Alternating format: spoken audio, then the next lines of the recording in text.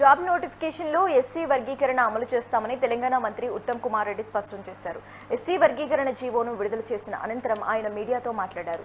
నేటి నుంచి విడుదలయ్యే జాబ్ నోటిఫికేషన్లకు ఎస్సీ వర్గీకరణ అమలు చేస్తామని స్పష్టం చేశారు. ఆగస్టు 1 నుంచి తాము నోటిఫికేషన్లు ఇవ్వలేదని, అంతకుముందు రిలీజ్ అయిన నోటిఫికేషన్లకు ఎస్సీ వర్గీకరణ వర్తించదన్నారు ఉత్తమ్ కుమార్.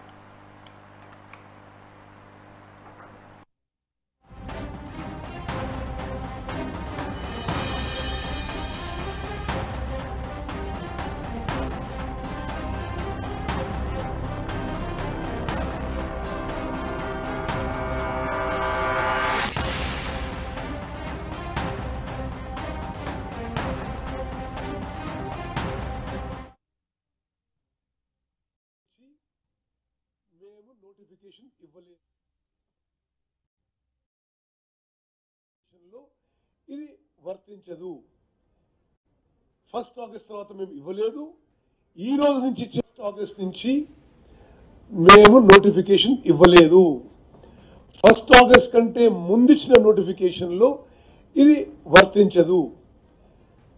1 ఆగస్ట్ తర్వాత మేము ఇవ్వలేదు. ఈ రోజు నుంచి ఇచ్చే నోటిఫికేషన్స్లో భారీ స్థాయిలో ఈ రోజు నుంచి అన్ని డిపార్ట్మెంట్స్లో వేకెన్సీస్ నింపబోతున్నాము. అవన్నిటికీ ఎస్సీ కేటగిరైజేషన్ వర్తింపజేస్తాము. రేపే మేము చీఫ్ సెక్రటరీ అండ్ ఫైనాన్స్ డిపార్ట్మెంట్తో మీటింగ్ పెట్టి అన్ని డిపార్ట్మెంట్స్లో వేకెన్సీస్ చేసి నోటిఫై చేయబోతున్నాము. ఆ నోటిఫికేషన్కి ఎస్సీ కేటగిరైజేషన్ వర్తిస్తుంది. 1 ఆగస్ట్ నుంచి మేము నోటిఫికేషన్ ఇవ్వలేదు. 1 ఆగస్ట్ కంటే ముందిచ్చిన నోటిఫికేషన్లో ఇది వర్తించదు. 1 ఆగస్ట్ తర్వాత మేము ఇవ్వలేదు. ఈ రోజు నుంచి ఇచ్చే నోటిఫికేషన్స్లో భారీ స్థాయిలో ఈ రోజు నుంచి అన్ని డిపార్ట్మెంట్స్లో వేకెన్సీస్ నింపబోతున్నాము. అవన్నిటికీ ఎస్సీ కేటగిరైజేషన్ వర్తింపజేస్తాము. రేపే మేము చీఫ్ సెక్రటరీ అండ్ ఫైనాన్స్ డిపార్ట్మెంట్తో మీటింగ్ పెట్టి అన్ని డిపార్ట్మెంట్స్లో వేకెన్సీస్ చేసి నోటిఫై చేయబోతున్నాము. ఆ నోటిఫికేషన్కి ఎస్సీ కేటగిరైజేషన్ వర్తిస్తుంది. 1 ఆగస్ట్ నుంచి మేము నోటిఫికేషన్ ఇవ్వలేదు.